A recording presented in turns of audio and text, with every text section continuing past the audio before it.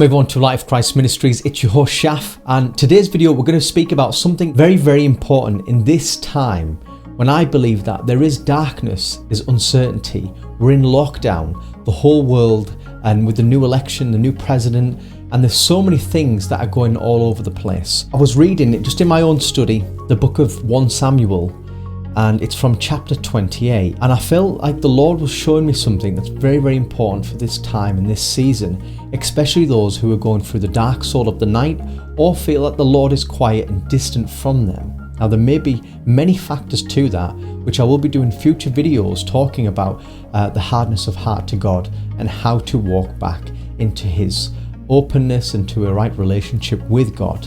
But we're going to start with verse 6 onwards. Now actually, before I talk about this chapter 28, in chapter 15 Saul actually disobeyed God. So God gave him a command to destroy a nation and destroy him totally, but they actually kept some of the plunder and the animals and the wealth, etc. So they kept what was good for themselves and thought, they would benefit from that, but the Lord said wipe it all out. So Saul transgressed against God, and in this chapter 28 verse 6 he inquired of the Lord, but the Lord did not answer him in dreams or by the Urim or by the prophets. Saul then said to his servants, find me a woman who is a medium so I can consult her. So if God doesn't answer, you can be tempted to find another way to have a connection or to find the resolution for your situation. But I plead you, this is not the way. There is power out there. As we're going to read now, there is power out there. There's signs and wonders. There's many things out there, alternative to God. So as we read through further in the chapter, it says, his servants replied, there is a woman at Endor who is a medium. Saul disguised himself by putting on different clothes and set out with 2 of his men. Now what's happening here is Saul is actually a king.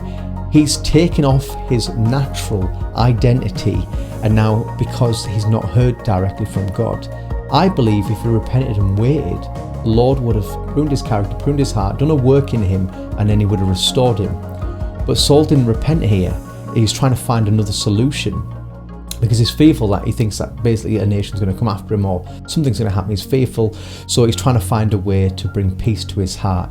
He disguises himself, so he puts on another identity, loses his kingship in a sense in his mind to go and see a woman who's a medium. They came to the woman at night, and Saul said, consult a spirit for me, bring up for me the one I tell you. But the woman said to him, you surely know what Saul has done, how he has killed the mediums and the spirits in the land. So previously Saul actually killed the spirits and the mediums in the land as well, and that's why he sent his servant to find one. Then Saul swore to her by the Lord, as surely as the Lord lives, nothing bad will happen to you because of this. Who is that you want me to bring up for you? The woman asked. Now before we go into this, Samuel actually is the one who anointed Saul as king. Early on in the chapter he actually passed away. Who is it that you want me to bring up for you?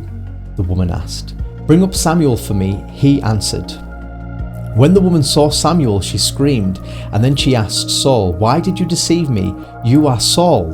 So obviously she should have been scared because he's killed all the other mediums and spiritists. But the king said to her, don't be afraid, what do you see? She said, I see a spirit from coming up out of the earth, and a woman answered. Then Saul asked her, what does he look like? An old man is coming up. She replied, he's wearing a robe. Then Saul knew that it was Samuel, and he bowed his face to the ground and paid homage. Why have you disturbed me by bringing me up? Samuel asked Saul. So now, basically the woman is actually speaking to Samuel in the spirit who's passed away, and Samuel speaks through the woman and speaks to Saul, asking him, why have you brought me back? Basically, not to the flesh, but in the spirit. I'm in serious trouble, replied Saul. The Philistines are fighting against me, and God has turned away from me. He doesn't answer me anymore, either through the prophets or in dreams, so I've called on you to tell me what I should do. Samuel answered, since the Lord has turned away from you and has become your enemy, why are you asking me? The Lord has done exactly what he said through me. The Lord has torn the kingship out of your hand and given it to your neighbour David. You did not obey the Lord and did not carry out his burning anger against Amalek. The Lord will also hand Israel over to the Philistines along with you. Tomorrow and you and your sons will be with me, and the Lord will hand Israel's army over to the Philistines.